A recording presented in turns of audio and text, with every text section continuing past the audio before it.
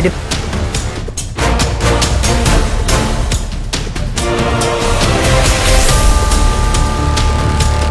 मार क्यों दिया तूने इसको? मेरठ में हुए सौरभ राजपूत हत्याकांड ने पूरे देश को झकझोर कर रख दिया था। इस जघन्य हत्या के मामले में मुख्य आरोपी मुस्कान रस्तोगी और साहिल शुक्ला को लेकर जनता में आक्रोश था। लोग दोनों के लिए कड़ी से कड़ी सजा, यहां तक कि फांसी की मांग कर रहे थे। लेकिन अभी अभी एक बहुत बड़ी खबर निकल कर आ रही है, जिसे सुन और देखकर आप भी दंग रह जाओगे। दोस्तों, अभी अभी बहुत बड़ी खबर मुस्कान रस्तोगी जो कि जेल में बंद थी, उसको लेकर चौंका देने वाली खबर निकल कर आ रही है। सबका यही कहना था, सब यही कहते थे कि उसको फांसी हो जानी चाहिए। पूरी दुनिया उसका चेहरा नहीं देखना चाहती थी। लोग ड्रम से डरने लगे थे। पूरे देश में ड्रम का खौफ बढ़ गया था आखिर मुस्कान रस्तोगी के साथ। अभी अभी क्या हुआ सब कुछ बताएंगे आज की इस वीडियो में। सबसे पहले कमेंट में बताइए कि साहिल के साथ अब क्या होना चाहिए, क्योंकि जितना अपराध मुस्कान ने किया था उससे कहीं ज्यादा साहिल ने किया था। तो साहिल के साथ कौन सी सजा होनी चाहिए यह हमें कमेंट सेक्शन में जरूर बताइए। चलिए अब बताते हैं मुस्कान रस्तोगी के साथ जेल में ऐसा क्या हुआ जिससे मुस्कान का अस्तित्व ही खत्म हो गया। लेकिन मुस्कान को पूरी दुनिया जीवन भर नहीं भूल पाएगी। काश उसने उस दिन यानी कि साल 2021 में अपने पति से तलाक ले लिया होता, तो आज सोशल मीडिया पर हर प्लेटफॉर्म पर, हर जगह, चाहे वह टीवी हो, चाहे न्यूज चैनल हो, चाहे वह सोशल मीडिया के अलग अलग प्लेटफॉर्म हो या प्रिंट मीडिया के अखबारों में, यह कहानी, यह खबर ना चलती, ना छपती, ना लोग जानते कि एक पत्नी ने अपने पति को मारकर काटकर उसको ड्रम के अंदर पैक कर दिया। आज की इस कहानी के माध्यम से जानने की कोशिश करते हैं कि यह दोनों कैसे मिले, कैसे कत्ल हुआ, और अभी अभी नहीं रही मुस्कान रस्तोगी, मतलब उसका अस्तित्व ही खत्म हो गया। यानी है, सबसे पहले जानते हैं मुस्कान के साथ जेल में क्या हुआ, जो अभी अभी तुरंत ब्रेकिंग न्यूज निकल कर आ रही है। यह सच्ची घटना है। उत्तर प्रदेश के जिला मेरठ का एक थाना लगता है ब्रह्मपुरी, और ब्रह्मपुरी थाना क्षेत्र का एक इलाका है इंदिरा नगर मास्टर कॉलोनी। दरअसल यहां पर एक महिला, जिसकी उम्र लगभग उस वक्त रही होगी 25 साल के आसपास, और नाम उसका मुस्कान एस तोगी होता है। वह अपने पति यानी कि सौरभ राजपूत से कहती है, सुनते हो, मैं एक प्रोग्राम में, एक कार्यक्रम में जा रही हूं।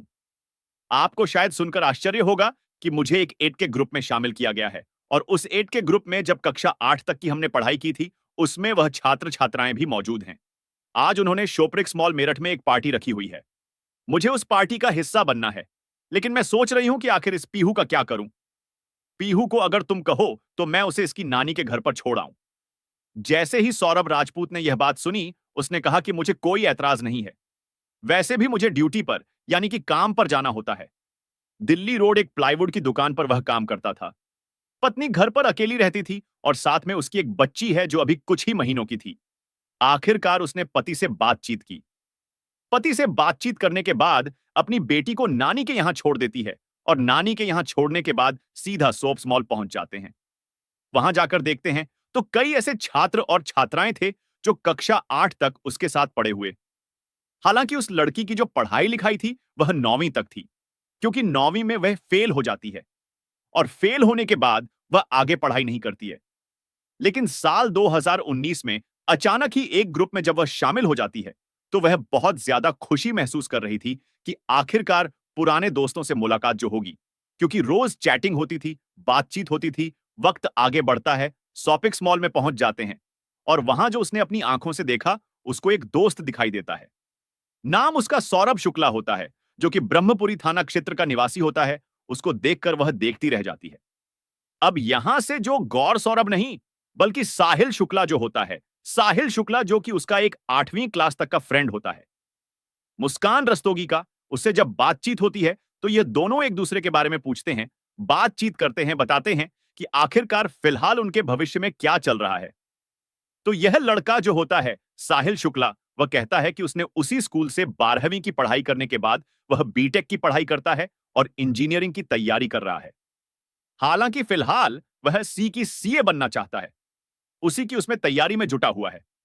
जैसे यह बात, चलिए साहिल शुक्ला अपने बारे में बताता है। तो सामने जो लड़की होती है, नाम उसका मुस्कान रस्तोगी होता है। मुस्कान रस्तोगी जब बताती है तो वह कहता है कि तुम्हारी अपनी क्या कहानी है। वह कहती है कि मेरे नाना जी यानी कि ब्रह्मपुरी में रहते हैं, और ब्रह्मपुरी में रहने के दौरान ही वहां पर एक महिला आया करती थी जिसका नाम रेणु होता है। बच्चों की कुंडली वगैरह बनवाने के लिए आया करती थी। तो इसी बीच में एक लड़का आया करता था और उस लड़के का नाम सौरभ राजपूत होता है। सौरभ राजपूत से उसकी दोस्ती हो जाती है और दोस्ती के बाद वह दोनों आपस में इस कदर एक दूसरे के प्यार में चले जाते हैं कि शादी करने का फैसला ले लेते हैं। हालांकि जो उस लड़के के पापा हैं, जिसका नाम मुन्ना लाल है, और मां रेणु भाई बबलू बहन शिवानी, यह परिवार तैयार नहीं था, लेकिन सौरभ राजपूत था कि उसने कहा कि शादी करनी है तो मुस्कान रस्तोगी से ही करनी है और किसी से नहीं करनी। उधर जो मुस्कान रस्तोगी होती है, उसके पिता ज्वेलर्स के का काम करते थे, लेकिन उनके परिवार वाले भी तैयार नहीं होते हैं, जिनका नाम प्रमोद रस्तोगी होता है। भाई भाई विशाल होता है और बहन परी होती है और मां कविता रस्तोगी होती है। दोनों ही परिवार इस रिश्ते से खुश नहीं थे कि मुस्कान रस्तोगी और साथ ही सौरभ राजपूत आपस में ऐश करें, विवाह करें। लेकिन जब इन दोनों ने जिद कर ली, जिद के आगे परिवार वाले टूट जाते हैं और आखिरकार साल 2016 में इनकी शादी हो जाती है और 2015 में इनकी पहली मुलाकात हुई थी। नाना के घर पर यह लड़की अपने नाना के यहां अक्सर आया करती थी, जाया करती थी। इसी बीच में पता चलता है कि उस लड़के की मर्चेंट नेवी के में नौकरी लग जाती है और वह लंदन चला जाता है। घर वाले इस बात को लेकर, इस रिश्ते को लेकर खुश तो थे ही नहीं।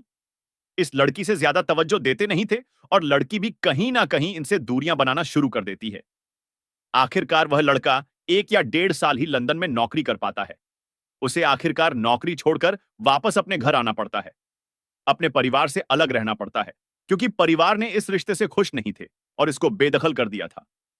अब इसके बाद यह लड़का अपनी पत्नी के साथ अलग रहने लगता है और धीरे धीरे करके वक्त आगे बढ़ रहा था। दिल्ली रोड एक प्लाई कम दुकान थी। उस दुकान में वह काम करना शुरू कर देता है।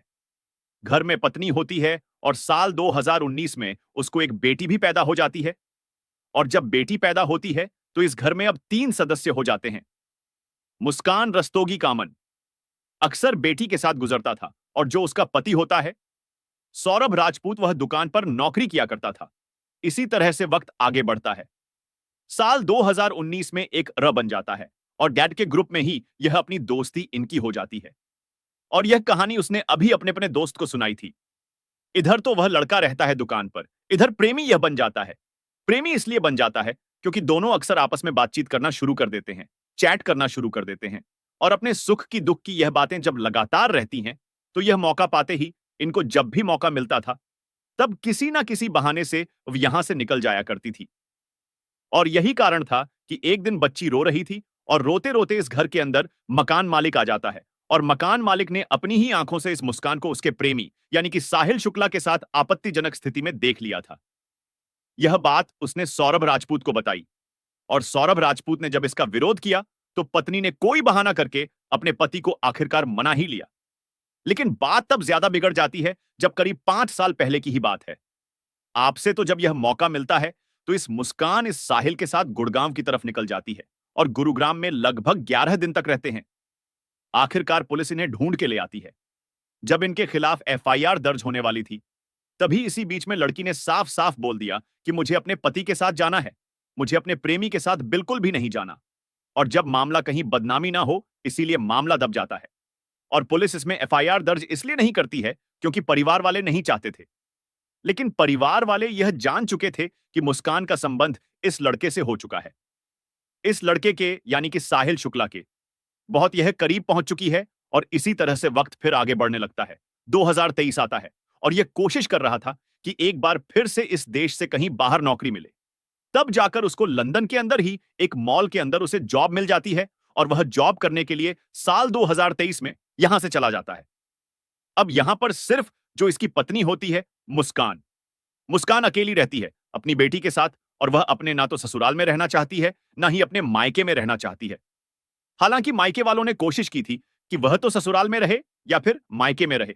इस तरह से अकेले भी खुले हैं क्योंकि उसको आजादी पसंद थी और आजादी इसलिए पसंद थी क्योंकि उसका जो प्रेमी होता है जिसका नाम साहिल शुक्ला होता है, कभी कभार उसको आना जाना होता ही था। आखिरकार वक्त का पहिया आगे बढ़ रहा था। वह लड़का सौरभ राजपूत लंदन चला जाता है। 2023 में उसका 2 साल का वीजा था और यह जानती थी कि इसका वीजा कब खत्म हो रहा है, कब वह अपना वीजे को रिन्यूअल कराने के लिए जरूर आएगा। यह 22 फरवरी 2025 की बात है। दिल्ली रोड पर एक डॉक्टर लगता है, डॉक्टर के पास जाती है और जाकर मुस्कान कहती है कि डॉक्टर साहब, मुझे बहुत ज्यादा डिप्रेशन रहता है, सर में दर्द रहता है, रात को सोने की कोशिश करती हूं तो नींद नहीं आती, तो मुझे कुछ ऐसी दवा लिख कर दो जिससे कि मुझे ज्यादा से ज्यादा नींद आए। जब उसने डॉक्टर को इस तरह की बात कही तो डॉक्टर ने कहा कि मैं कुछ दवाइयां लिखकर दे रहा हूं, तुम इन दवाइयों को जब खाना वगैरह खाओ तो खाने के साथ इन दवाइयों खा लेना, तुम्हें अच्छी खासी नींद आएगी। अब मुस्कान ने इन दवाइयों का इस्तेमाल करने के लिए अपने लिए नहीं बल्कि अपने पति के लिए, क्योंकि उसको मालूम था यह 22 तारीख को डॉक्टर के पास जाती है। और इसी बीच में जब उसे मौका मिलता है तो मौका मिलते ही इसने ऑनलाइन ब्लीच का ऑर्डर कर दिया था। वह भी 10 किलो ब्लीच का ऑर्डर किया था ताकि उसे भविष्य में इस ब्लीच का कुछ काम इससे लेना था, कुछ साफ सफाई से करनी थी, कुछ गंदगी को दूर करना था। आखिरकार जो उसका पति होता है सौरभ राजपूत, वह लंदन से 24 फरवरी 2025 को घर आता है। और जब घर आता है तो अगले ही दिन यानी कि 25 फरवरी को उस मुस्कान का बर्थडे होता है और इसने अपने जो प्रेमी हैं उससे बातचीत करती थी। लेकिन हैरान करने वाली बात यह है कि उसने 3 आईडी बनाई हुई थी।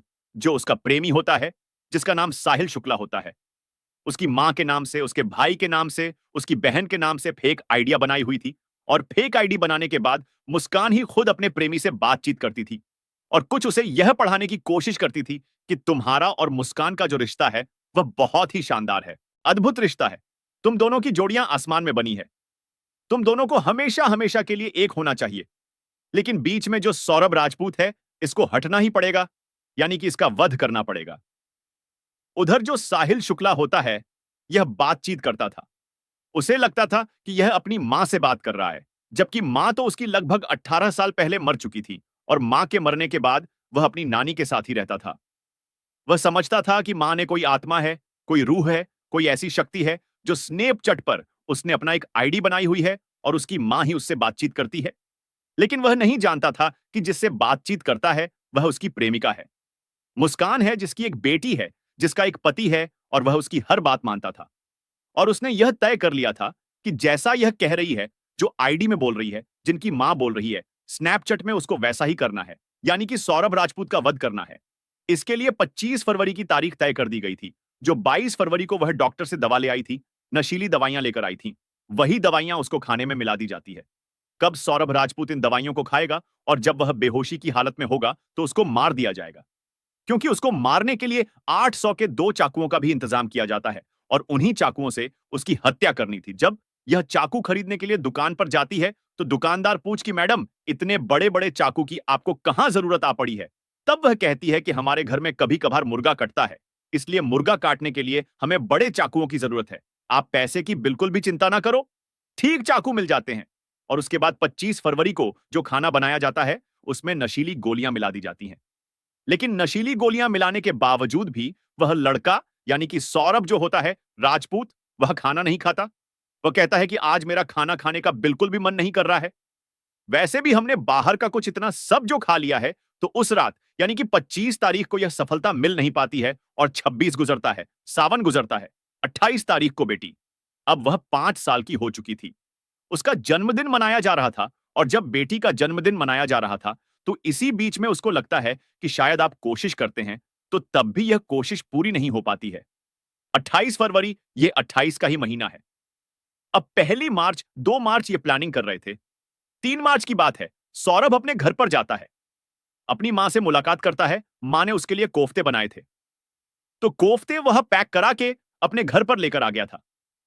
जैसे ही कोफ्ते ले आता है, वह अपनी पत्नी मुस्कान रस्तुकी से कहता है कि इन कोफ्तों को तुम तैयार कर दो, गर्म कर दो, इसके साथ हम बैठ के आराम से खाना खाएंगे।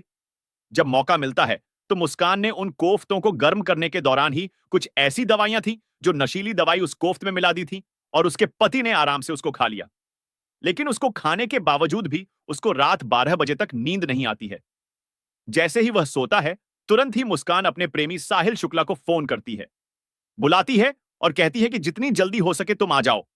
जब वह रात को 1 बजे के आसपास पहुंचते हैं तो उस वक्त वह सोया हुआ था और इसी बीच में वह उसके सीने पर बैठ जाती है। उसको चाकू दिया जाता है और जब वह चाकू, उसको कहा जाता है कि इसको जोर से मारना है। वैसे भी तुम्हें सब कुछ पता है कि इसको इसका वध करना है, इसको खत्म करना है, कि इन दोनों की अब बातचीत हो चुकी थी या आपस में मिल चुके थे। इसी बीच में पहला चाकू जो होता है वह सौरभ राजपूत के सीने में उसकी पत्नी यानी कि मुस्कान डालती है, और उसके बाद फिर इसने जो इसका प्रेमी होता है उसने उसके पैर पकड़े हुए थे। अब यह स्थिति बदल चुकी थी।